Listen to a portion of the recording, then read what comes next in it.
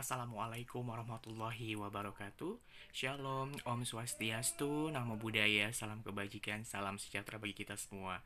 Apa kabar mahasiswa dan mahasiswi Universitas Bina Sarana Informatika, khususnya pada program studi ilmu komunikasi? Semoga Anda semua senantiasa sehat selalu dan makin produktif berkarya dari hari ke hari.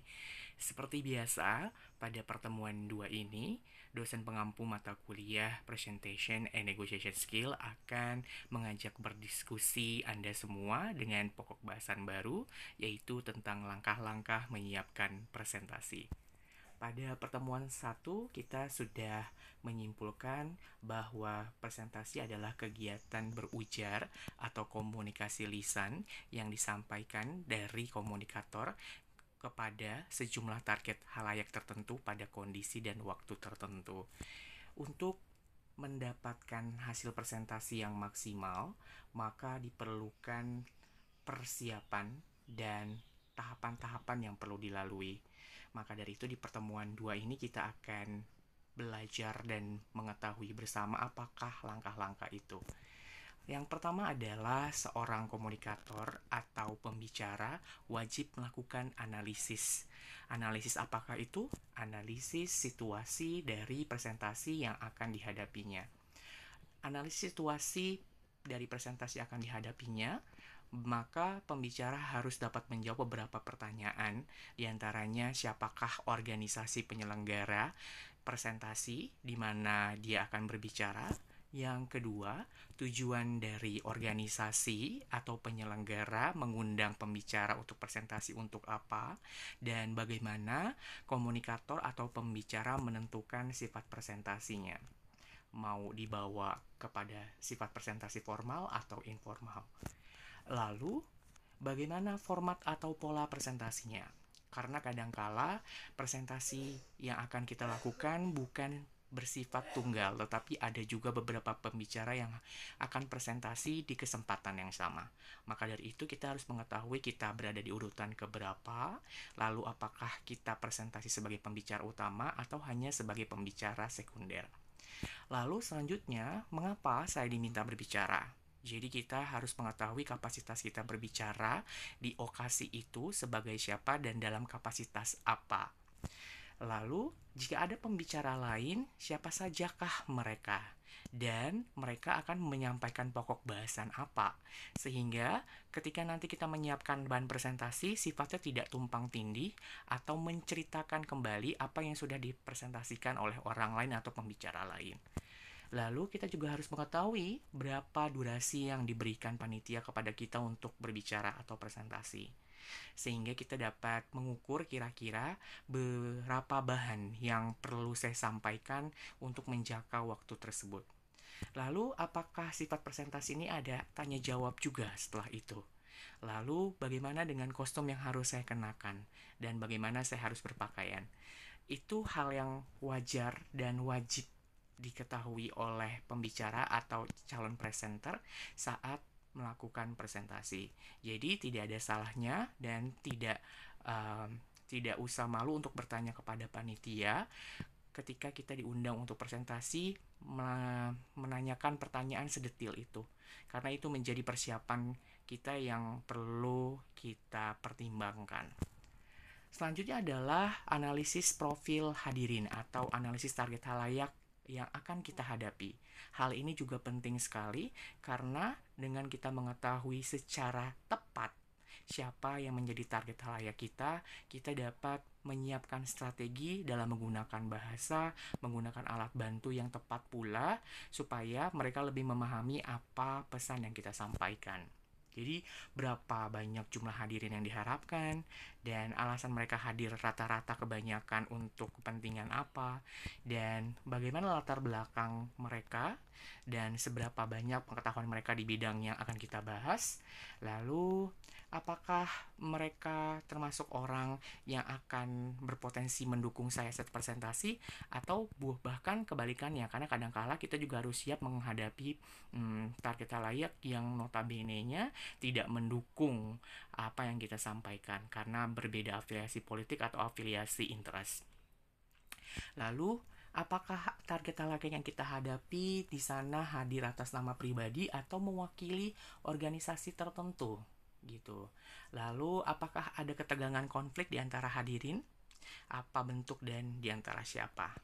Dan siapa yang akan menjadi tokoh-tokoh kunci ketika kita dihadapkan pada situasi presentasi bukan seorang diri tapi dengan beberapa orang.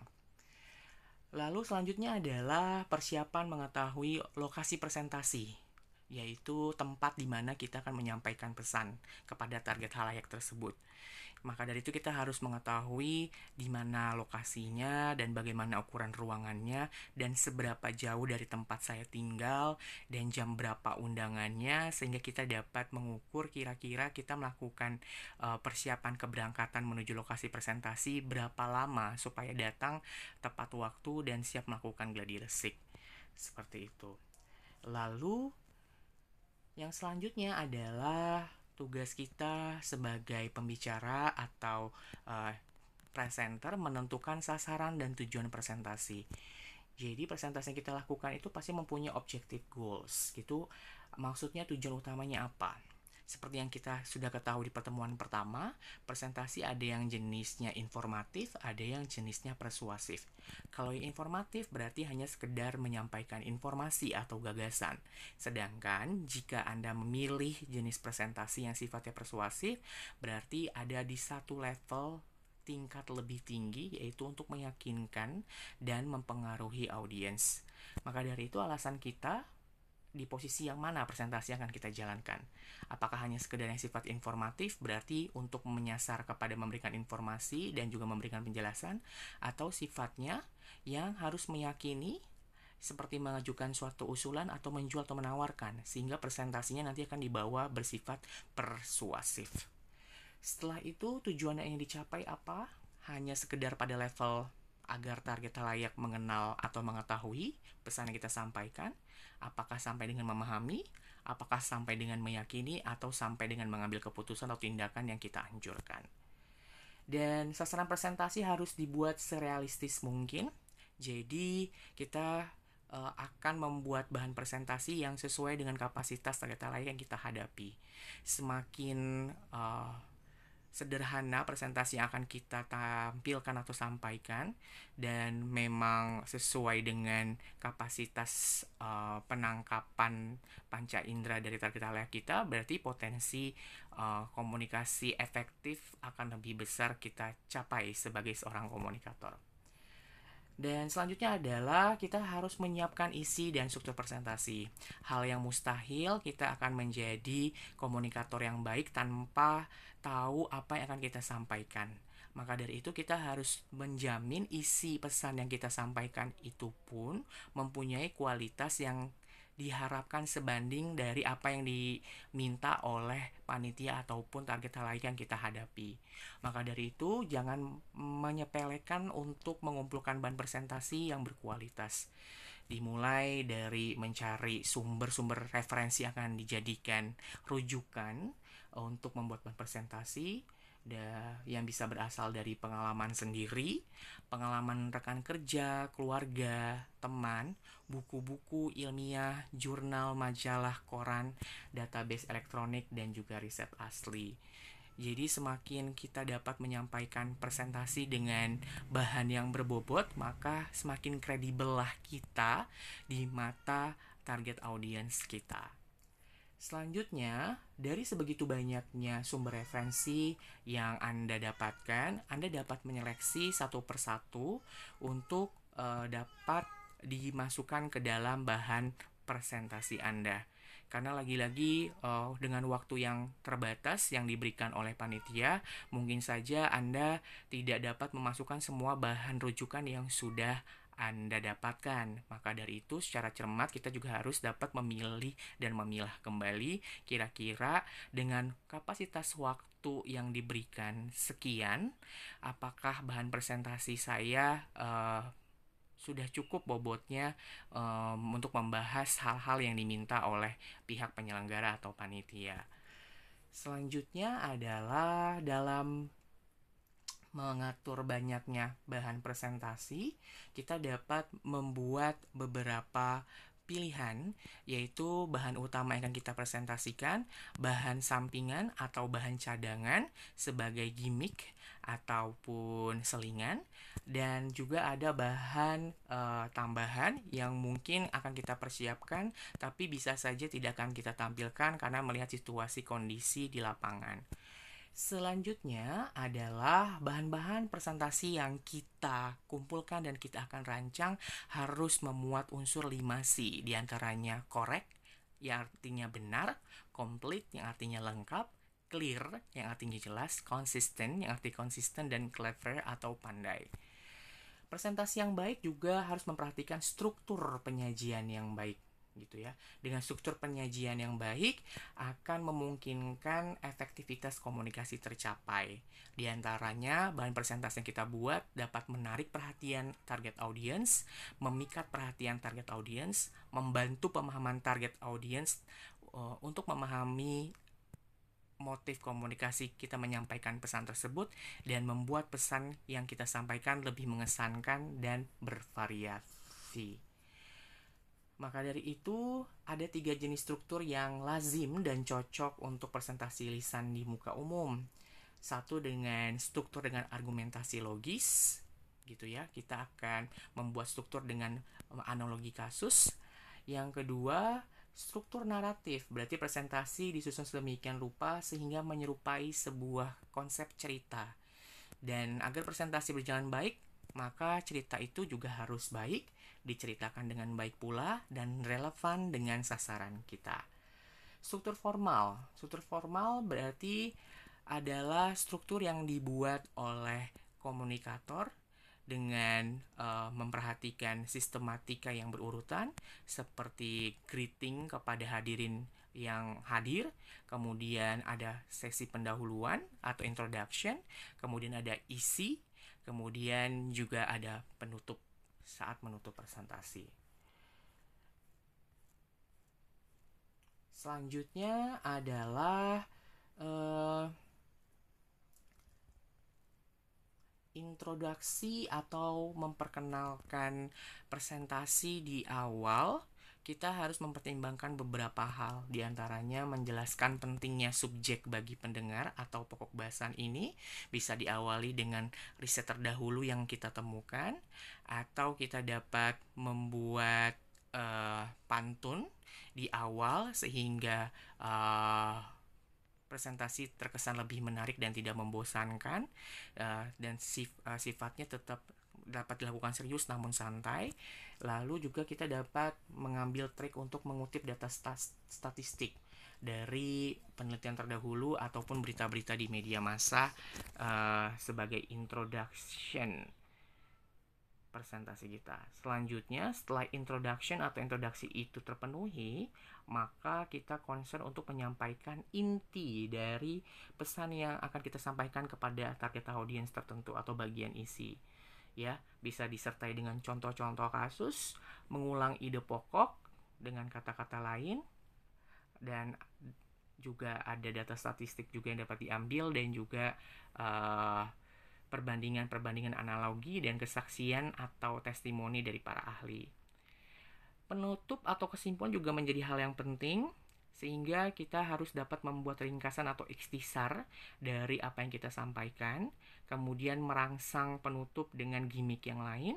Sebagai contoh, mengajukan kalimat-kalimat yang menggugah, atau sifat yang merenungkan, atau sifat yang membakar semangat. Selanjutnya adalah memilih alat bantu. Perbedaan presentasi dengan pidato adalah penggunaan alat bantu. Mengapa kita perlu menggunakan alat bantu? Karena alat bantu akan menunjang penampilan kita semakin percaya diri saat tampil di depan umum. Selain itu juga sebagai satu alat yang bisa memancing perhatian audiens lebih fokus kepada apa yang kita sajikan dibandingkan hanya sekedar mendengarkan secara lisan. Setelah itu, unsur visual pun juga akan membantu penonton atau target audiens lebih memahami apa yang kita sampaikan. membantu mereka lebih ingat apa yang kita sampaikan dan juga memberikan kesenangan tersendiri, apalagi jika diselingi dengan warna dan animasi tertentu. Dan syarat sukses untuk menggunakan alat bantu presentasi, maka dari itu presentasi yang dipilih harap dapat memperkuat pesan yang kita sampaikan, kemudian tidak terlalu banyak fitur yang digunakan saat presentasi nanti sehingga tidak merepotkan dan tidak terlalu kompleks dalam penggunaannya. Biasanya alat presentasi yang akan kita gunakan berupa slideshow PowerPoint template yang akan ditampilkan dengan infocus atau proyektor. Ataupun kita dapat menggunakan bahan-bahan penunjang lain seperti media film ataupun media audiovisual yang lainnya atau media kit seperti brosur, pamflet, dan lain sebagainya.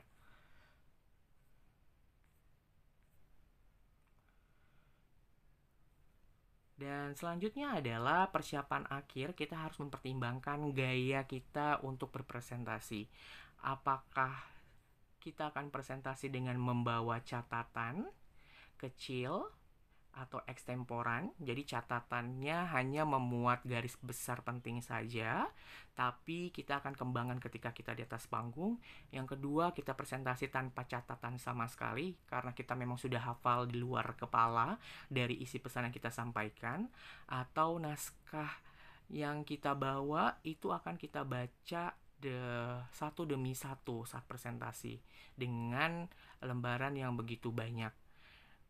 Maka dari itu, hal ini menjadi pertimbangan tersendiri bagi seorang presenter ataupun komunikator menyiapkan gaya yang tepat menyampaikan pesannya kepada audiens.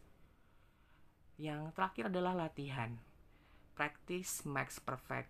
Jadi memang latihan tidak menjamin kamu akan tampil sempurna selalu, tapi setidaknya dengan latihan yang cukup membuat Anda lebih percaya diri dalam menghadapi situasi di lapangan dan lebih mempersiapkan strategi tertentu yang lebih bervariatif saat mengetahui kondisi di lapangan. Maka dari itu pentingnya untuk melakukan latihan, merekam diri sendiri saat presentasi dan mengevaluasinya untuk melihat bagaimana penampilan Anda saat presentasi. Ketika kita sudah mengetahui beberapa kekurangan dan kelebihan dari penampilan kita, maka itu akan dijadikan salah satu strategi perbaikan di masa depan. Setelah itu, kita juga harus mengetahui bagaimana kapasitas ruangan dan model ruangan saat kita presentasi, baik dari ukuran ruangan dan juga akustik sistem suara. Dan tingkat kebisingan atau gangguannya juga seperti apa. Karena presentasi dengan kapasitas 20 orang dengan kapasitas yang 200 orang akan berbeda. Maka dari itu penggunaan alat presentasi dan mikrofon pun juga diperlukan ketika menjangkau target halayak yang lebih banyak. Lalu bagaimana dengan penerangannya? Lalu bagaimana dengan gaya tata letak audiens saat menyaksikan presentasi kita? Apakah gaya auditorium, gaya kelas, gaya informal yang bisa duduk sambil lesehan, gaya tapal kuda ruangannya, atau gaya kelompok kecil atau gaya tulang ikan? Dan inilah kira-kira gambaran beberapa jenis ruangan untuk presentasi yang dapat kita lakukan. Yang sebelah kiri ini merupakan gaya tulang ikan, sebelah kanan atas merupakan gaya tapal kuda, dan sebelah bawah ini merupakan gaya auditorium. Kira-kira itu yang saya ingin sampaikan pada pertemuan 2 hari ini. Semoga ilmunya bermanfaat. Terima kasih. Assalamualaikum warahmatullahi wabarakatuh.